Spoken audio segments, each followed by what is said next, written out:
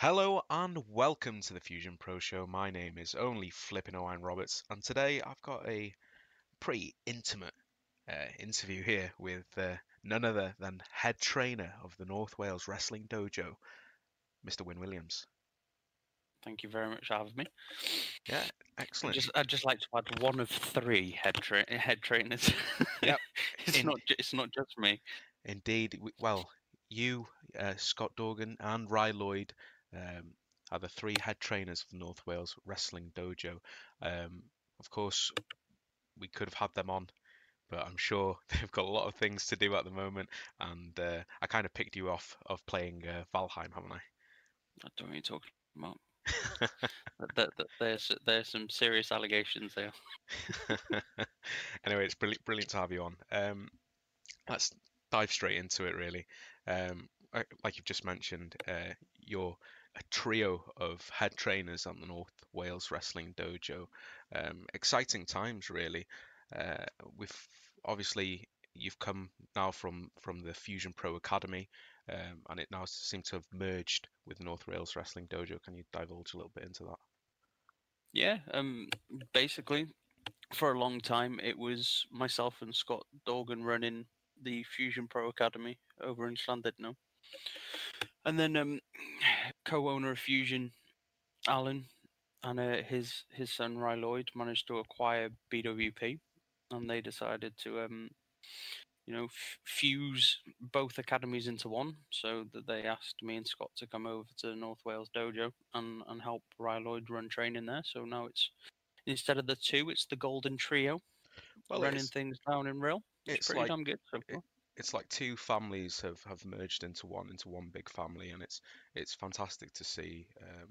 Obviously we haven't had that many training sessions because of COVID, but from the training sessions that we've had, obviously it's so nice to see that people are able to get along and able to stick their heads down and work hard underneath yourselves, and it seems to be paying dividends. Oh God, yeah. Well, it's one of them. A lot of the North Wales Dojo trainees and everything, we've had them on quite a few shows down in Fusion for the last year or so. So we know pretty much all of the trainees down there, and it just made sense to merge the two academies into one rather than having two separate academies. You may as well just merge the talent pool and work together to make a better North Wales wrestling scene. And well, it's one of them. We didn't have much time before COVID hit, but it seemed to be working really well until Yeah, everything went a bit belly up.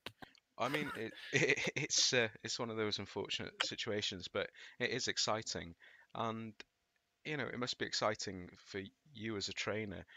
You've doubled the talent pool that you get to mentor and assist in learning. That must be, I mean, it is more of a headache for you because there's more people, but at the same time, it must be nice to be able to pass on the information and knowledge that you've learned over your years, because you have been wrestling for a long time now. How many years is it between yourself, Scott, and Rye? Is it something like 50 years experience? It's Something crazy. something silly like that. I think I started when I was about 15. I'm 31 now. Scott pretty much started around the same time, and he's a little bit older than me. Rise, what, a few years younger than me, but pretty much started a few years before me age-wise. So it's at least 45 years between all three of us. Yeah, We are all fairly still young in wrestlers terms, but but between us all, we've got a hell of amount of experience and a lot of different styles and talent to bring to the actual dojo itself. well, yeah, definitely, and it's the different viewpoints as well. Obviously, we know um, Scott, for example, is very much tech heavy. A wizard on the mats. Ry Lloyd is your old like classic British wrestling, and there's you with your high flying, and also the psychology and uh, you know y- the amount of charisma that you bring as well into the ring. Three of those together combined into one. Obviously, it's a great place to be learning. God, yeah. When we went over to the dojo and everything, we all had a chat with the trainees and everything, and I said, it's going to be weird having three trainers all doing different things inside the dojo. But I said to him, like you just said yourself, then we're three very different people with three very different styles. But that's a benefit to them because they can pick and choose what they want to pull from the trainers. That like Scott himself, he will literally tie you in knots. He'll fold you like a pretzel. But then Rye, he's got such a presence and he's proper strong style. He will beat the living snot out of you. But then myself, I'm not the most technically gifted and I'm not the biggest dude out there, so I rely more on the high fly, throw myself around the ring sort of thing, rely on the showmanship side of wrestling itself. So it's really, really good to have all three of us in one place and to be able to, when for a while, sorry to like go back a bit, but for a while it was just myself down in Fusion with a couple of the old boys at Fusion as well. And when Scott came in, the level of training increased because it upped my game to become a better trainer.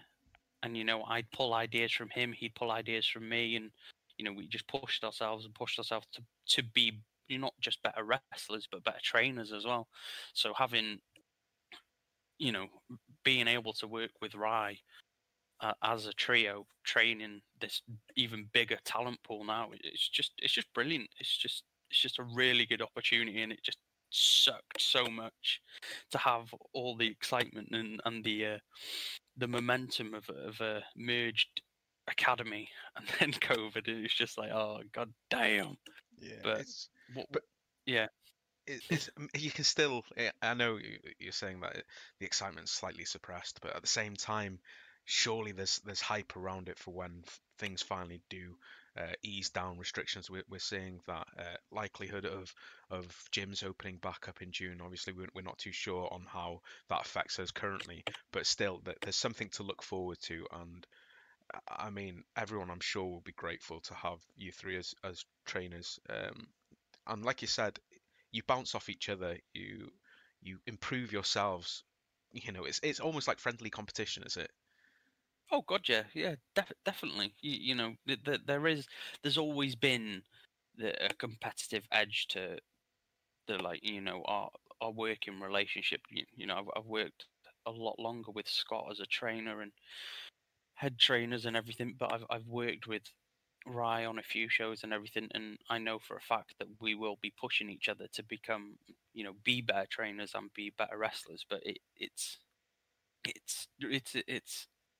a brilliant environment to be in, and with COVID and everything, and just saying that the excitement and it pretty much sucked when it all came to a screeching halt. But I am chomping at the bit to get back to it, and I can guarantee that Scott and Rye will be the same. And it's light at the end of the tunnel, really, isn't it? De- We're not too far away yeah, with definitely. Carry on, sorry, what were you saying? Yeah, I mean, like you said, it is light at the end of the tunnel, but at the same time, it's the positive environment that you've managed to set in the training schools. It's the same when you did in the Fusion Pro Academy. There was a very positive outlook. People, yeah, in the ring, obviously the competitors, they're at each other's heels. They're trying to improve on each other, and but again, everyone in that training academy were head down, you know, wanting to learn, and that must be fantastic to set that type of environment where people are looking forward to learn and people are looking forward to improve on what they've learned. Yeah, I've always said, that wrestling's a brotherhood at the end of the day. That there's got to be trust within wrestling. There has to be, at the end of the day, it is a dangerous sport, and you do need to trust the opponent in the ring and everything. And having that, brotherhood, family mentality within the academy itself is it's really nice to see that all the trainees are very much on board with the way we want to work and the way we want to move forward. But excuse me one second. But yeah, it was really nice to see because when we merged and everything, there was a lot of uncertainty on what was going to happen. Things might change and everything like that. And we tried to keep it as fairly normal for everybody involved to try and ease the transition from two academies into one. But the attitude that I saw from every trainee, every session was just absolutely fantastic. It was so refreshing to see that everybody was just willing to work together to be better, but also have that competitive edge where, at the end of the day, it's how can I put this? It only a couple of people can get booked in a match.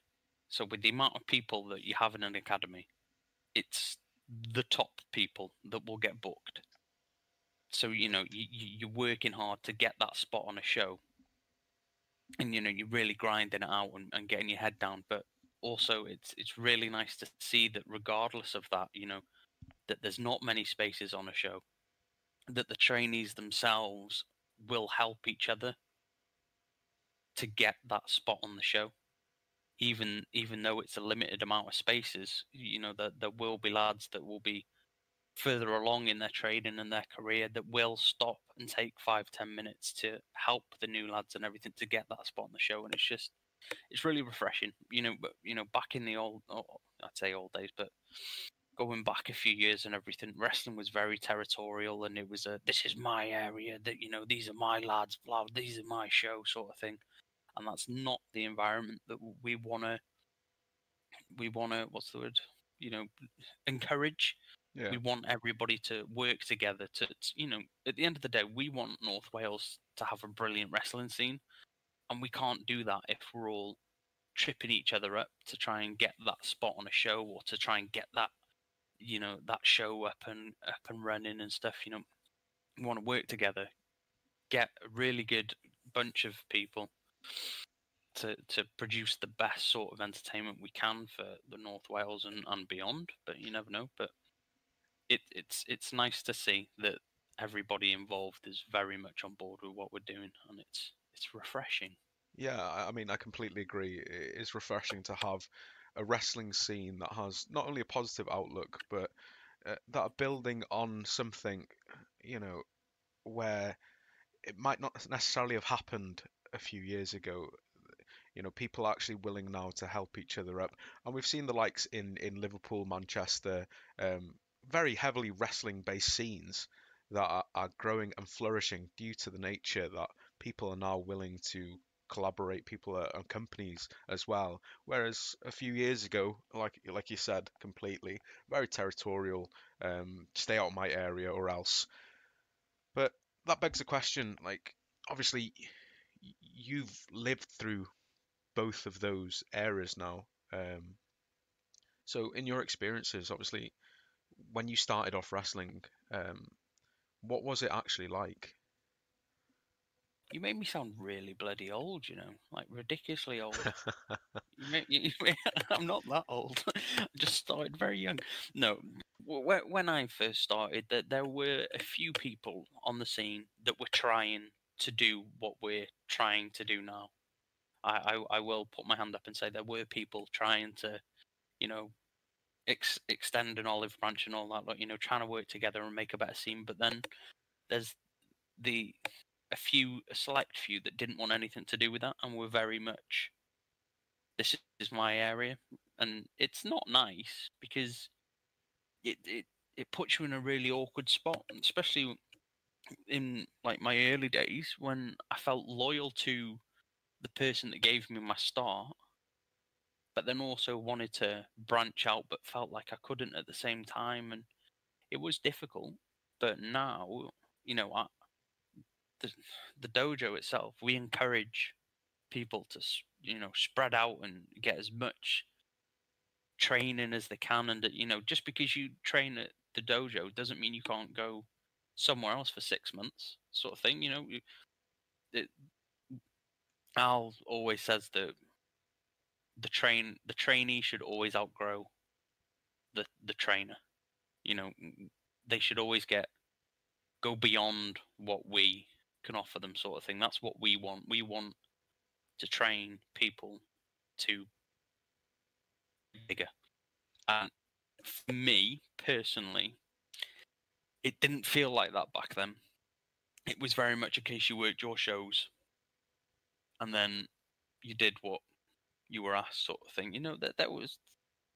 There was times where rumors and everything, people getting blacklisted off shows because they worked with somebody else and stuff, and that's just not the way it should be. At the end of the day, the lads that work shows and everything, they're independent contractors. At the end of the day, they're free to work with whoever they want, go to train with whoever they want. If they're good enough, book them, let them do what they want. At the end of the day, it's people become wrestlers to follow a dream of being a wrestler, not to get wrapped up in politics of whose region is what and everything. But it, it's one of them. Now it's very much not like that. There's still little tiny little bits of that now and again, but nowhere near what it was like Which, what, that's 10, 15 years ago. it just shows how far we've come, not only as people, but as a business.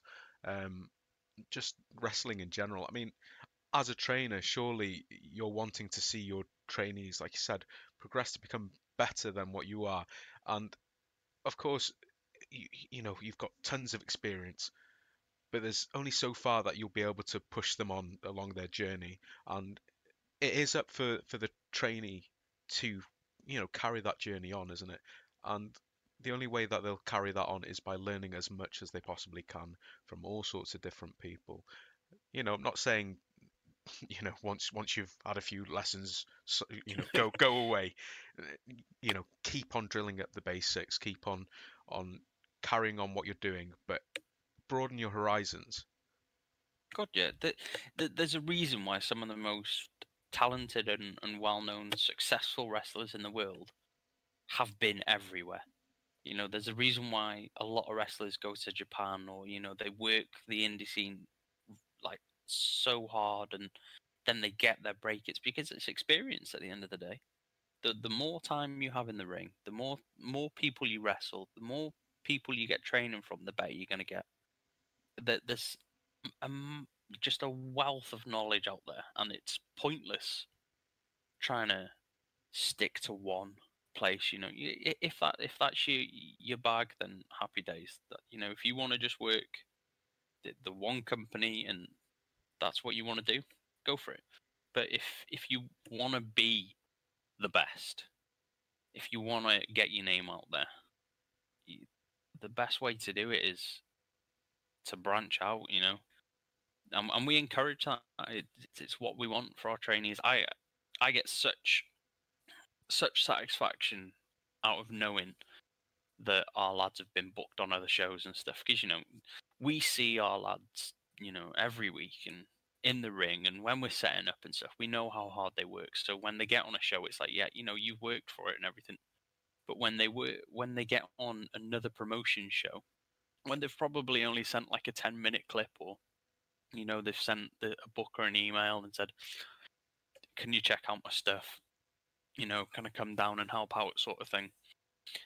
It's that gives me like a massive amount of satisfaction, knowing that they've managed to get themselves on another promotion that doesn't really know him, but has liked what they've seen out of the little that they can, if that makes sense. Yeah, and this is one of the questions that I was going to bring up later on, but we're talking about it now, so I'll just ask it now. Like you said, it must be very satisfying to know that you've done your job as a trainer, to see the people that you have, worked with and trained from day one to day 100 to day 200 to day 360.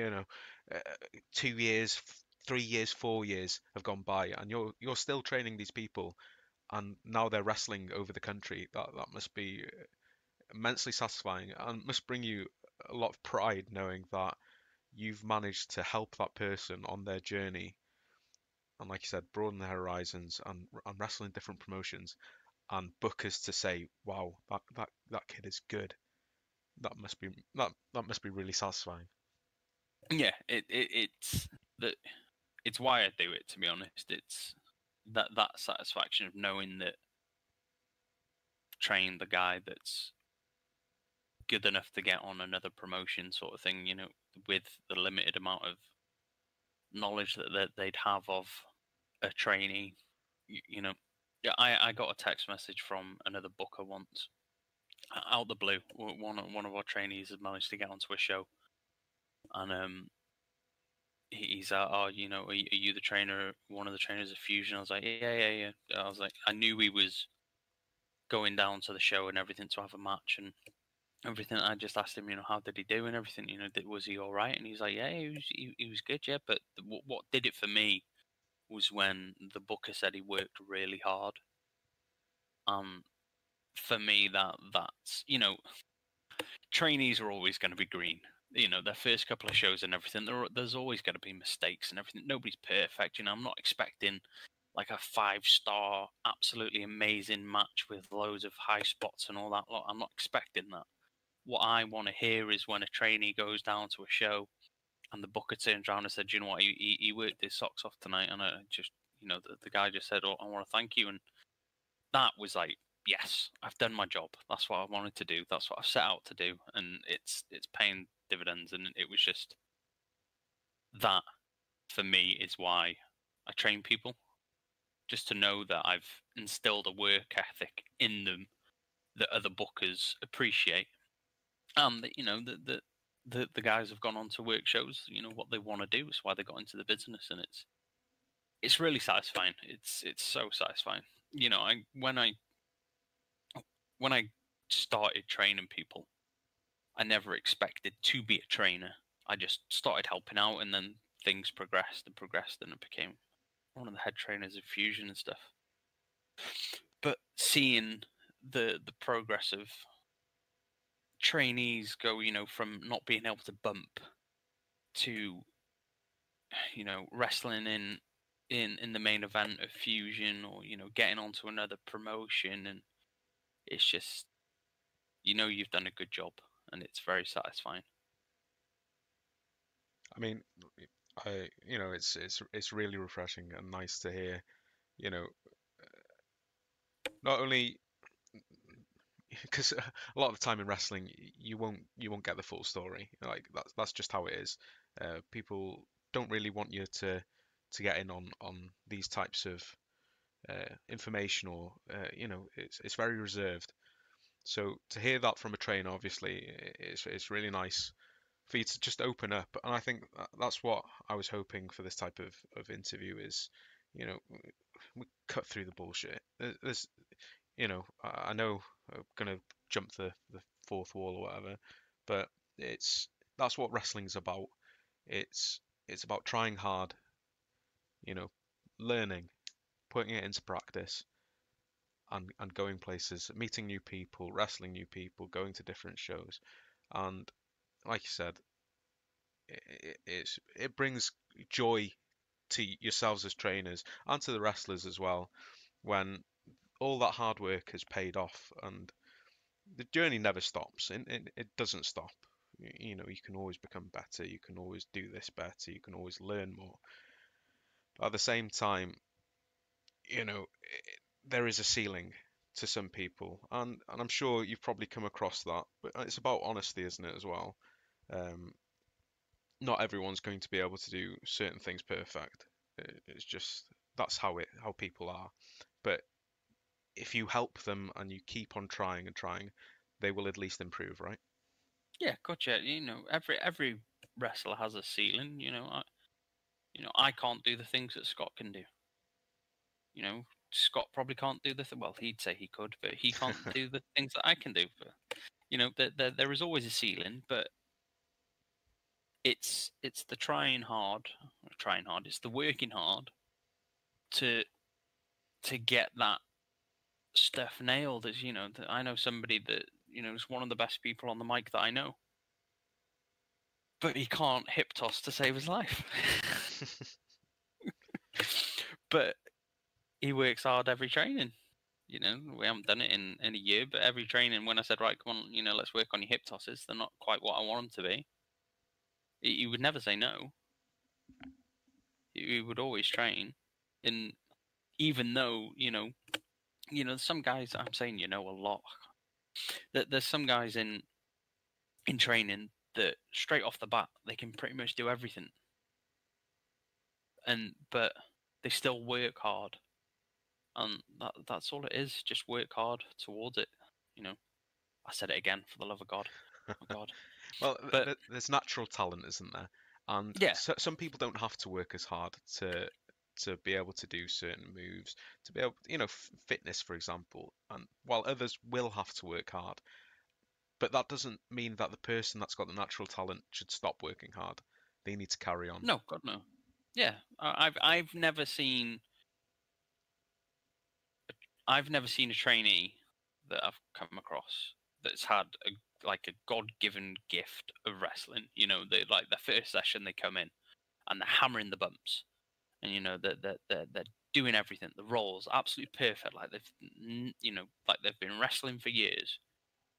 I've never come across a trainee so far, touch wood, that's gone, meh, I don't need to carry on. I'd like to think that that's because of the environment that we've created, that everybody works hard, regardless of whether you're new or been on the scene for 4 or 5 years, or you're a champ in a promotion or something. You work as hard as you did day one, Yeah. and if you do that, you're going to get opportunities, regardless of whether you're the best guy in the room or the worst. If you work hard and you're safe and you know your stuff, you might not be the Rock in the ring, but if you work hard, you'll get an opportunity, and that's what we like to have as a mentality within our trainees. As you work hard, you'll get your shot. Simple as that. If you're lazy, you don't. Yeah. Quite simple, isn't it? I can't put it any simpler. Yeah. Yeah. You're lazy, you get your ear chewed off by me. If you work hard, you don't get any praise from me. Get a shoe, That's what I expect. a shoe thrown at you. Don't you talking about? I just like being Sir Alex Ferguson. So, moving on to that, you've discussed about how it was quite not an unexpected start to becoming a trainer, but it just fell to you, didn't it? What you didn't go out searching to be a trainer, and obviously it must be hard for you because in that type of environment as well, you've gone from being a trainee yourself, and all of a sudden now, yeah, you've had the experience. It's not like you couldn't do that, but now you're the trainer. That must have been Yeah, weird for you. it was, to be fair. To get into this, I'll have to go back a couple of years, sort of thing. But I'd taken a couple of years off and everything to do the whole marriage and kids and stuff, and give my body a bit of a break, because I was a little bit sillier in my younger years in the ring and stuff, and didn't really look after my body. So I was a little bit broken and battered and bruised. So I took a little bit of time out. I thought, I had some issues with mental health a few years back and everything, and I decided to do some exercise to try and blow the cobwebs out and all that lot. And I was thinking to myself, what can I do? What can I do myself to get myself back in shape and feel good about myself and get my mental health in check? I was like, well, Jesus, I did wrestling for, what was it, nearly like 10 years before I stopped. I was like, let's see if there's anybody about, sort of thing, and funnily enough, I actually got a text message from Kane, bless him, rest in peace, Kane. He actually texted me saying, oh, there's a wrestling school in London. No, I know you used to wrestle. Do you fancy it sometime, sort of thing? And I was like, yeah, maybe. So, push came to shove. I eventually came to Fusion, turned up on my little Billy Todd with all my half-broken wrestling gear that had been sat in a cupboard. Turns out, really old boots tend to perish after a few years sat in the cupboard. But yeah, I turned up and everything, and the rest is history. But no, turned up to Fusion as a trainee, so met Will and everything, a few of the old boys there, and Emrys and all that lot. And I was like, um, just want to get back in shape. I wasn't really expecting to get on shows and stuff. I didn't really come back for that. It was more because I knew wrestling. I knew it would give me a decent workout, and I was like, let's get back in shape. That was my original what's plan. intention. Yeah, it was my original intention, just to use it as a fitness thing. And then a few months go by of training with Fusion and everything, and getting to know the lads and all that. Then Will pulled me to one side one day and he was like, oh my god, I keep saying, flipping heck, I've got to,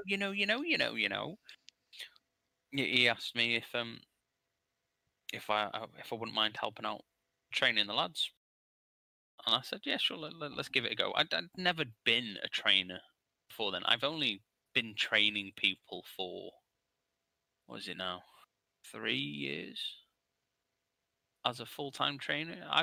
I'd helped out training younger trainees and stuff in my early days and everything, and you get used to helping people out and everything. But I'd never been put into the situation where Will had gone, right, okay, would you mind taking this session, sort of thing. I was like, yeah, sure, let's go for it. And it, from day one of taking the sessions, it lit a fire in my belly that I didn't think I'd find, and it did absolute wonders for my mental health, having that not so much of a purpose, but that passion. Yeah, I and like a never. responsibility, I suppose, as well. Yeah, it is a responsibility at the end of the day. You're training young lads and very inexperienced wrestlers to do something that's potentially very dangerous. Well, But yeah, the responsibility and everything, it really did. It lit a fire in my belly that I did not see coming, and I've not looked back ever since. And from then, the academy's just gone from strength to strength. I got word on the grapevine that Scott, an old friend, Scott Dorgan, yeah, that he was looking at coming back. Everybody gets the itch now again. And I was like, come down, have a look, see what you think. Maybe help us out, train and everything, and see how you get on. And then I could see it as soon as he came in, he was just itching. He was just itching, and to put someone what in a knot. he's like, oh, and it just from then on, it's just been absolute strength to strength, just so much momentum and excitement, and I can't think of the word I'm looking for, but it's just been brilliant Yeah, ever since then. And it's mad to think that I stepped into Fusion just to work out. yeah. It's like a few months after just training with him and everything. I said to Will, I was like, I'm not in it to be in front of a crowd and everything. I don't particularly want to step in the ring anymore. My body's not what it used to be. I don't think I could take a full match and walk away the next day. Sorry. a few months in, he was like, I've booked you on the next show. I was like, for the love of God. And I was like, fine, okay, I'll do it if you're sure. And I did it, and I was like, yes. I was like, yeah, there it is. That's the reason why I used to wrestle. And I Because haven't stopped. when you started training there, Fusion was in its early days, really. Because the plan was to have, the training sessions and then hopefully build up into a show. So when you joined, obviously the people there were completely fresh. They may have done it for a couple of weeks, was it? Yeah, So I think it was a couple of months that they'd been working. But to be fair, by the time I got there, the lads that had been training and everything, I think they were training over the summer, and a lot of them had uni. So, but by the time uni started up again, a lot of them dipped out yeah, because life gets in the way and everything. And then a whole fresh batch of lads joined in. And to be fair to them, a lot of the lads that joined around the time that I became trainer has pretty much stuck around, which is good. I mean it's testament to your, like you said, the work ethic, and the vibes that you instill and the Because I'll mentality that you hunt instill. them down if they leave. That's why. Well, yeah, you know you've You're got never leaving. you've got all their addresses from the waivers. Yeah, I know where you live. You can't leave now, please. But But no, yeah. But the first show was very much, Will got a lot of outside hires in, and uh, a lot of people that he trusted from his time in wrestling and stuff. And the trainees and everything actually got somewhat of a dark match, I'd say. I don't like the word dark match, but yeah, they got somewhat of a dark match. I think it was just after the interval, I think, and it was a tag match. the trainees finally managed to get their first experience of being in front of a crowd, and that must have been a proud moment for you as well, seeing them from the back. Obviously, you were preparing for the Rumble match, but seeing them from the Yeah, back and putting into practice what you taught them, and them rising to the occasion. Because obviously, in those situations, there's only one of two options, isn't there? You sink or you swim. Uh, yes, very much so. and they all seem to swim in that situation. They thrived on it. So Nah, they were all crap. What are we talking about now? They were brilliant. To be fair to him, but we were very much aware of the situation. It was a case of, I nearly said it. It was a case of get a little bit of ring time. We're not expecting you to do much. I think they all had like one little spot in per tag sort of thing, but it gave them that taste of what's to come, and they handled themselves really well. They didn't sink, in my opinion. They were all rusty as all hell, but that's what you expect. That's the whole point. People don't get experienced in a ring without no, wrestling in a ring. You don't get show experience without being in a show. I kind of that is the essence of a dark match as such. But for me, I just don't like a dark match. I don't like the word. It just I mean it's pretty bright there as well, though, as well. no, it's more the like the actual meaning of a dark match. It's a case of, right, we're going to give you a match, but you're not ready for the main show, so we're going to put you on when nobody's really paying attention. Yeah. For me, and I know everybody does it, and it's across promotions, it's a widely used thing. But for me, in my eyes, putting somebody into a dark match just screams, I don't trust you to be in a proper match. Yeah, I get that. I mean, it's one of those things where, uh, as a promoter, you need to make sure that you can put people on and make sure that they know what they're doing and that they can put on a show for the fans. The last thing you want is being unsure on someone and putting them on anyway and hoping for the best. It can leave us not a sour taste, but the fans might not appreciate it as much. But it is very hard in that situation for promoters and trainees and the trainers. Um, I can see why, obviously, that they do it, but you Yeah, have to you have to instill confidence, yeah, otherwise, I get it. I do understand the whole dark match concept and everything, but for the promoter and the owner and whatever you want to call it, whatever they want to call themselves these days, it is about putting on a good show for the product. At the end of the day, it is a business. I get it. I totally get it. But as a trainer, yeah, that's not my business. My business is producing talent.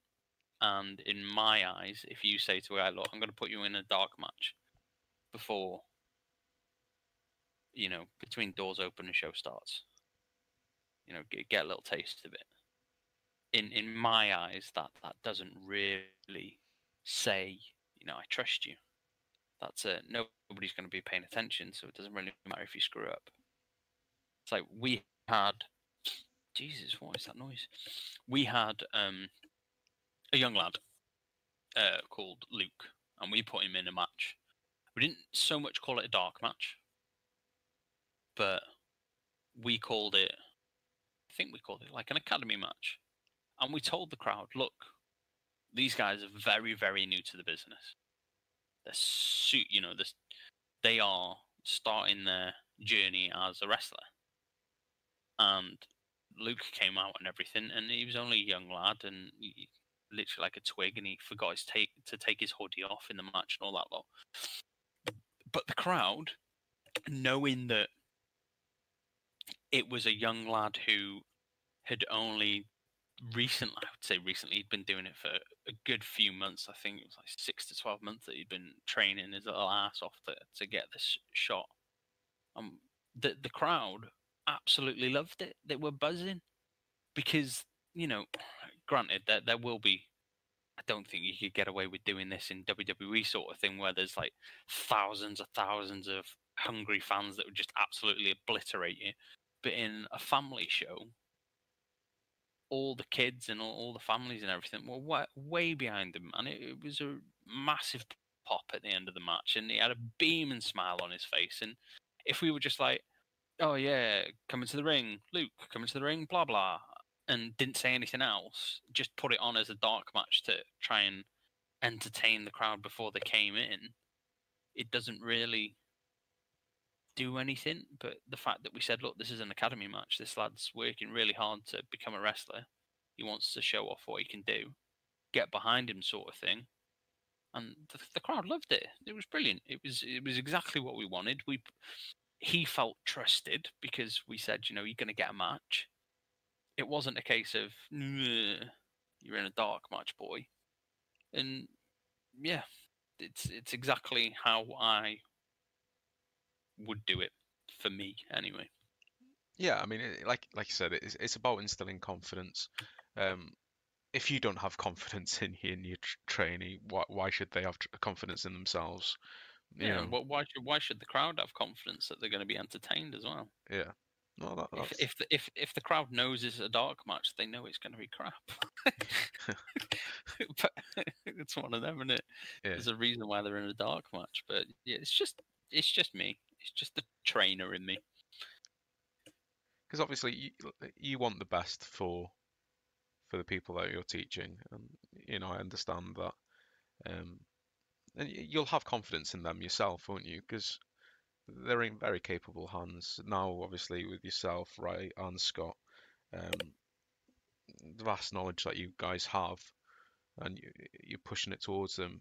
You're doing your bit. It's up to them then to apply that knowledge and apply, and like I said, work hard. That's been generally the consensus of this interview. It's you will be able to do it. It might take you longer than some other people, but as long as you work hard, you'll get there. Yeah, that is the be all and end all for me. If you work hard, you will get your shot. Simple as that. The hardest worker in the room will get the shot over somebody that's far more talented. If you have the talent but you don't work as hard as another guy, you ain't going to get the shot just because you got the talent, in my opinion. I mean, one of the mottos of, I don't know if it is a motto, I might be making this up, but Al, the owner of, well, part owner of BWP with Rye and part owner of Fusion with Will, one of his mottos is don't let you no, not that one. Don't let your ego get out of control. Or leave the ego at the door, and it rings true, doesn't it? You've got to be humble. You've got to be humble to get on in this business. I know you've got to have some sort of, not arrogance, but confidence. But that doesn't stop you from being humble. No, it's I'm very much behind leave your ego at the door, because it's one of the things I hate so much when I've come across people that have been brilliant in the ring but have been absolute assholes in the training center, or in training, or just in backstage because they know they're good. Yeah. And I'd take somebody green as all balls but works their ass off on the ring build any day. And it's, at the end of the day, it is a brotherhood, and it is about getting on, and it is about trust. And if you're walking around like Bertie Big Bollocks thinking you're amazing, then it's not going to work. It's really not going to work, especially if you come to the dojo. But saying that, I've got to give it to the lads that train there. They're all fantastic lads. They all work super, super hard. I mean, definitely. I mean, I started training. I remember turning up first time, and I came with a friend, and I remember coming out of it thinking, "Bloody hell, that was tough. That was very tough." And it's one of those, isn't it? You do have to work hard. You have to have that positive attitude. But at the same point, I didn't necessarily have this type of uh, mentality going into it. I thought it was going to be easy. It definitely wasn't. I really should have done my research before I started. But Yeah, looking back at it now, and probably for you now, if you could tell yourself when you first started or give yourself advice, what type of advice would you give yourself? listen, listen, and listen again, because it's we all like to have a joke and a laugh and everything, and we do have that sort of environment where we all get on and we all can have a joke and everything. But at the end of the day, it is dangerous. As much as people like to say it's fake and everything, it's not fake. It hurts. Yeah. And but if you do it right, it don't hurt as much. But listening, very very much listening for me. It's the small details in things that you really need to pay attention to. That once they click in your head, things will be easier. But it's very hard to. It's how can I put this? When you first learn to bump, it is the most alien thing in the universe to your body. Your body is fighting with every single ounce to try and not throw itself onto its back. But you're like, okay, right, I'm gonna do this. I'm gonna throw myself onto the back. I'm gonna do a bump. But then your brain goes, nope. Nope. But if you don't listen to the little things that your trainer will tell you to do, it will be harder. Well, I mean, if, for example, a front bump, we learn to do that to ease the impact of a move, because obviously your opponent is trying to beat you down with a move. So we do a front bump essentially to stop us from being hurt. It still hurts. Don't get me wrong, it still hurts. But imagine now, if you've never bumped in your life, you're walking along the street and you trip over. Your first instinct is to put your hands out. Gotcha. It And is. It's very much a case, isn't it, that wrestling is fighting your bodily instincts to protect yourself. yeah, and we say this now, where your first instinct is to put your hands out, but that's possibly the worst thing you could do in that situation. But that's your natural reaction, is to try and prevent yourself from falling by sticking your hands out. You'll end up breaking your wrist, you'll end up grazing your hands, and you'll be in a hell of a state. Whereas front bumping, your instinct, well, like I said, the instinct's telling you to fight against it, but you're supposed to lift your arms up, basically, or to the side, and push them against you, so you don't, and move your head to the side and cock your leg. Yeah, completely. It's like it's the exact same thing with a back bump, though, isn't it? You know, Yeah. if you fall backwards, what you want to do is to put your hands out to stop yourself. But if you, the whole point of a back bump is to like distribute the force of the bump across your shoulders. That's more your top back muscles and all that jazz. And if you were to put your hand out to stop you, you'd end up wrecking something in your arm, probably your shoulder and your wrist. But it is very much fighting your instincts, and it's listening to the small details from the trainers that will help overcome those instincts to try and save yourself. But yeah, that would be one of the things that I'd tell any trainee is just listen to the trainer, listen to the small things that they're telling you. It's like when you do a back bump, keep your mouth shut. And it's like, what the amount of people that I see that do a bump and you're like, keep your mouth shut, tuck your chin, all that lot. And they're like, what did you say? As they're going down, and you're like, oh my God, you're going to bite your bloody tongue. What you doing, pal? And it's like the little things. And it's like, come on, just listen. Yeah. But yeah, that's what I would say for me. For you, what about for anyone else that's starting up? Obviously, listen would be one of them. One thing that I possibly say to myself is go in with an open mind. Don't knock it until you try it. Yeah, it's very much one of them, isn't it? Wrestling isn't for everybody, but you won't know whether it's for you or not, and whether you try it or not.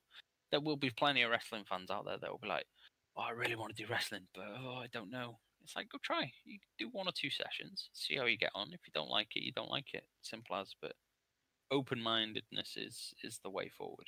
Because Because when I started, my only real experience of wrestling was when I used to watch it as a kid. And when I was in uni, I used to play the WWE games with one of my mates. And we just used to make like loads of characters on that and play it. And with no intention of ever becoming like a wrestler or no intention of ever doing shows or anything. Just turned up because we thought, oh, I'd be sick. And then, you know, I came in with a closed mind. Really, it was just like, yeah, it's going to be laughing it, and then turn up and get absolutely not roughed about, but put through our paces. And I carried on coming. I don't think it was from my friend, but that's fair enough. Like I said, it's not for everyone, but no, you don't know until you try it. no, you don't. And it's very much that. It's try it, give it a go. You will be sore the following day and probably the day after. You will use muscles that you've never used before, but it is brilliant. The camaraderie between trainees and everything is fantastic. It's a proper little brotherhood. It's a little family, and it's very much just come on down, have a go. But it's quite funny. What I've noticed with trainees and everything is that it very much seems to be the trainees will come in twos.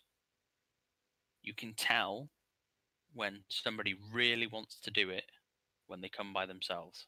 Yeah, It takes a lot of balls to walk into a very big room full of strangers to do something brand new and to do it by yourself, not knowing anybody. yeah, definitely. I mean, like I said, I came with my mate. Like, Yeah, no way would have gone on my own. but there's always two. There's always the one that really wants to do it but doesn't want to go by themselves. And then there's always the one that doesn't really want to do it but comes along anyway because they like wrestling, it'll be fun. And you can tell from the first session, before the next session comes, which one is which. Like within minutes of who really wants to be there but didn't want to go by themselves, and the guy that just came along to So basically support them in it. yeah, pretty much. Well, it's one of them. You don't go to train in wrestling because you don't like it. You go there because you like it, but you never really thought of doing it. But then there's always the one that wants to do it. But you can tell instantly which one wants to and which one doesn't. It's quite funny. Probably, for example, Niall. Because I remember starting. I think it must have been August time, and like the week after, Niall and one of his friends came. And I remember Niall being like super enthusiastic about it, and his friend, he came along, he did it, and you could tell he wasn't buying into it as much as Niall. And I remember thinking to myself, "Oh, that's cool. There's new people that started around about the same time as me. That's going to be ace." Because at the time, I think the group of guys that you had there, they'd all been doing it for a few months, so there was no one really on my like complete beginner new level, Yeah. the beginner level essentially. And it was nice to see two guys come in, and I remember doing bumps with them, and I remember thinking that's ace. There's going to be two guys next week that are going to be the same. And then obviously Niall turned up, but And his friend didn't. yeah, Well, the funniest thing ever that Niall is pretty much the same size as me. He's quite stocky, but he's a short lad. And then his mate that turned up was like massive, wasn't he? massive, built like a rugby player. I'm pretty sure can't remember whether he was a rugby player. It Probably was either, suited him better to be a wrestler, yeah. like I my think mate. it was. I think it was rugby and. Did he say he did mixed martial arts? I can't remember. It was one or the other, and it made me laugh. The I was expecting the big guy to be like, "Oh yeah, this is nothing." This, but Niall was like, "Yeah, this is brilliant," and the other guy was like, "Oh my god, this hurts so much." It's like, why are we doing this? And it's just like, you built like a tank, man. What are you doing? You should be lapping this up. Yeah. It just shows you it's always the ones you least expect that. Because at the end of the day, wrestling isn't for everyone. No, it's not. But you won't know until you try it. But that's the beauty of the dojo and previously the academy, where it was so welcoming that even if you didn't necessarily want to go into wrestling and do shows, obviously it's a benefit that you do go to wrestling training, but just the fitness aspect of it, like you said, you wanted to raise your fitness up, and it will. Yeah. And that's the beauty of it. So even if people don't want to go into wrestling, that type of environment that you've set, and the mentality that you're giving out to people, and the advice and the training, because it's not just all wrestling advice. There is a learning curve there for real world problems as well, and Yeah. it's nice to see when people carry on coming, even though they don't necessarily think that they're going to be on shows, or they're a bit low on confidence and they don't think they'll make anything of it, but they'll still try. And those are the people that probably succeed. I mean, like you said with Luke Little, he turned up and he probably didn't think that he was good enough to be on shows. He probably thought, "Oh, I'm a bit too young," but he tried hard, and he was rewarded for that. It was, to be fair. I've got to give shout outs to Luke Little because the first couple of months and everything, he's a young lad, and it's one of them, isn't it? His attitude towards training wasn't where I wanted it to be, because he came when it was just Fusion, when it was just me and Scott before the merger with North Wales Dojo. But his attitude towards training wasn't the best, wasn't the greatest, and I did have to have a word with him and everything. But I expected it because he's a young lad. It's just one of them. But after having a word with him and everything and telling him to knuckle down and whatnot, he, for me, for a long period, was probably one of our hardest trainers. He was just brilliant. He turned up every week, apart from when he broke his leg skiing or something crazy like that. Yeah. But then as soon as his leg was out of a cast, he was straight back. Then I think he blooming cracked his wrist or something. He brittle bone little bugger.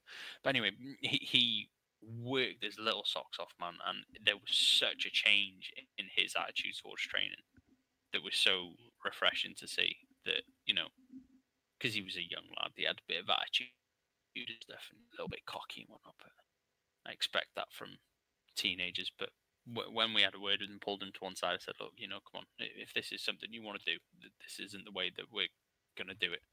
You need to work hard. You need to put the effort in and stuff, and stop messing about and all that lot." And after that, he was a different trainer every week, without fail, regardless of weather, regardless of, he's a young lad and he probably wants to be out kissing girls and stuff, or kissing boys, whatever. But Don't want any cuties, I don't think. didn't want cooties, but he put the work in solidly. Like every week he'd come, and I would blitz him, like in the warm ups and stuff, and in bumps, and he, he'd do the, but he wouldn't stop, and it was just so nice to see him putting in the effort to get his opportunity. And when he did, when he got his little academy match, it was so funny just to see like his little excitement in his face and everything. And I actually made him some tights and all sorts for him. Yeah. A bit of a dab and sewing, me and man of many talents, but made him some tights and everything for him just as a well done. And then he goes and bloody forgets to take his hoodie off, doesn't he? Because I think I was working the door for that half the show. I was just stood there, just like, oh my god, what a tool! I was giggling, but bless him, he was so excited, and he worked hard for it, and he deserved it. And I just thought I'd take the opportunity to say, well done, Luke. He really, really impressed me. And Ooh, crap. going back on what we said earlier, it's a nice feeling, isn't it, to see that not only their hard work pays off, but your hard work paying off in the form of them succeeding. Yeah, it is, isn't it? I like seeing my trainees do well, but I suppose it would be a bit selfish for me to say that it's why I do it, but it is in essence that, I like seeing my trainees succeed, but I train them so they can succeed, Yeah. not to get the satisfaction of them succeeding. I'm going a bit backwards here, but that makes sense in my head. It's not about the satisfaction I get, it's about seeing them succeed. Yeah. That is, for me, it just so happens that They both intertwine. yeah. There you go, we got there in the end. Well done. I mean, it's fantastic to hear that, Win, and it's been a pleasure to have you on here on the Fusion Pro show. You're leaving me already? Oh, God damn, I thought we were doing like 3 hours. 3 hour special, could do. Yeah, 3 hour special with Wynn Williams now. We're all good, man. Well, I'll happily jump back on another time and have a chinwag with you. But before we go and everything, I will just say, once everything's back up and running, because obviously it's very what's the word I'm looking for? Unknown what's going to happen in the next few months. It's very uncertain when we'll be able to return with. It looks like in a couple of months gyms might be open, but then it comes to a case of, or do dojos and wrestling schools fall under that? But anyway, once everything's open and we're all back running, if by any chance anybody's listening to this and they think, do you know what, I fancy wrestling, just come down to the dojo and rail behind the little theatre and give it a go. The lads there, the trainees, they're absolutely brilliant. The Scott, Rye, and myself, to my own horn, we're all good lads. The trainees are so welcome.